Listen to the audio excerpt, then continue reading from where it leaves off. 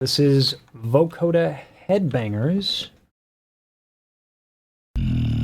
Some nasty inward bass variations.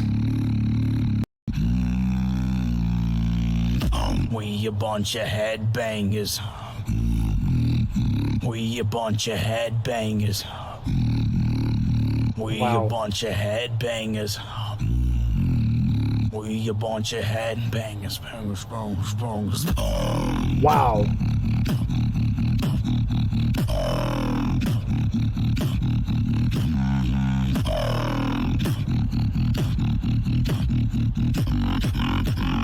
We a bunch of headbangers. Check. Hi. Horn. Real rhythm goes Whoa. like. Yep. Yep. Yep. Yep. Give him whiplash like points. Yep. Damn. That's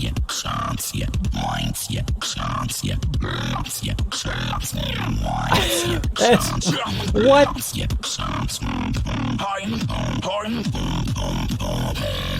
We a bunch of headbangers. We a bunch of headbangers. We a bunch of headbangers. Headbangers.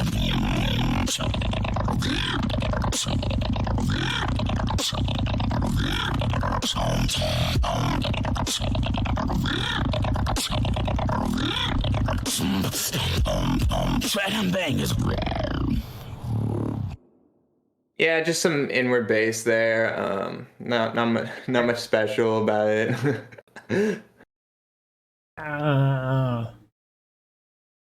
This is actually a really great angle to talk about some of these things. The different sounds he's using, he's adjusting his larynx differently. And I want to be very clear that when you're doing these sounds and you're adjusting your larynx for different sounds, you do not assume the position, right? But it's worth talking about because there's a cause and effect here. And we'll get into exercises that'll help you with adjusting your larynx like this. But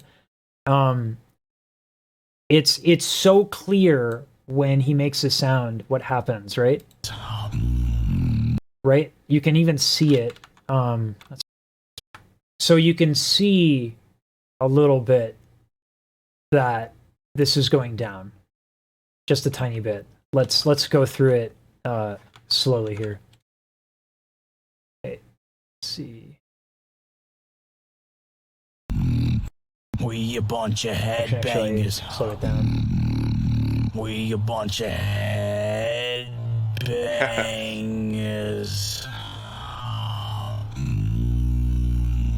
Right? You can see all of this stuff, and that is the extreme moment. Like, that is most definitely the extreme moment where you can see very clearly that there is a tremendous amount of lowering of the larynx. So this is not at all something. This is an extreme you don't want to do if you're singing. But in this instance, I mean, it makes perfect sense, right? Like, you're trying to get the larynx probably as low as possible to get the deepest sound here. So this is a perfect example of like larynx gymnastics right here. You can see his throat move.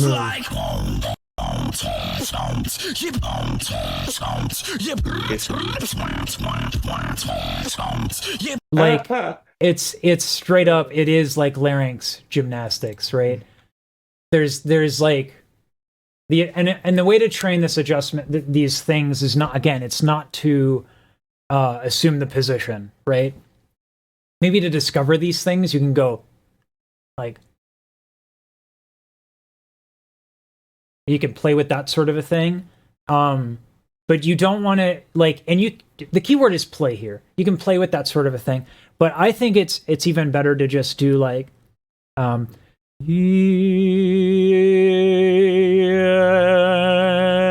like just morphing your vowels and playing around with that so you have context. And that'll help you a lot with resonance, and that'll also help you a lot with understanding, because it's not just, you're not just lowering and raising your larynx, right? There are other things going on, and you have to make room for those other things. So you can practice lowering and raising your larynx, but do so in the context of like vowels and resonance and other things, and you'll be much. This is a very extreme instance of exactly like playing with resonance.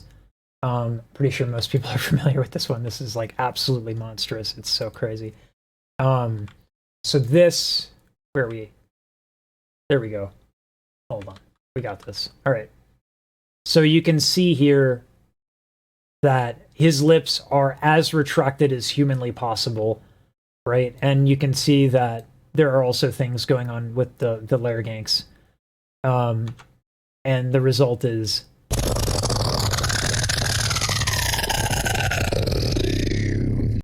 right? So that is why you play with this stuff, so that you can have an entire range of motion and think in terms of that instead of like an assumed position where you're going to have a static sound. So yeah. A lot of being a beatboxer is just making your face into weird sounds, trying to find a new sound, you know? Yeah. It's just like, what if I do the left side of my mouth a little lower, Yeah. or like just little micro adjustments to find these sorts of sounds. Yeah, it's very much playing.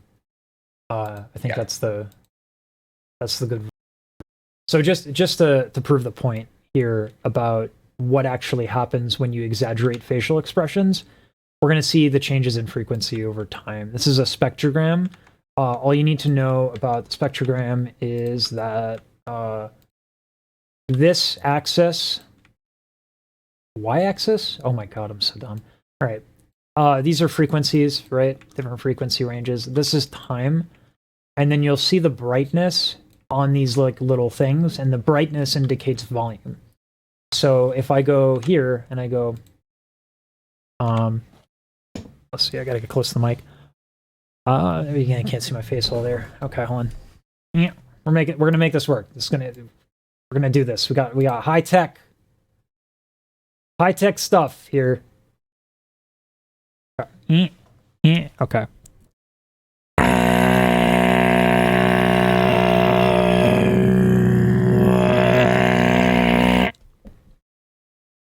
Right, so that's just a bunch of white noise, but we can see a lot of things. We have to zoom in a little bit to get a full appreciation.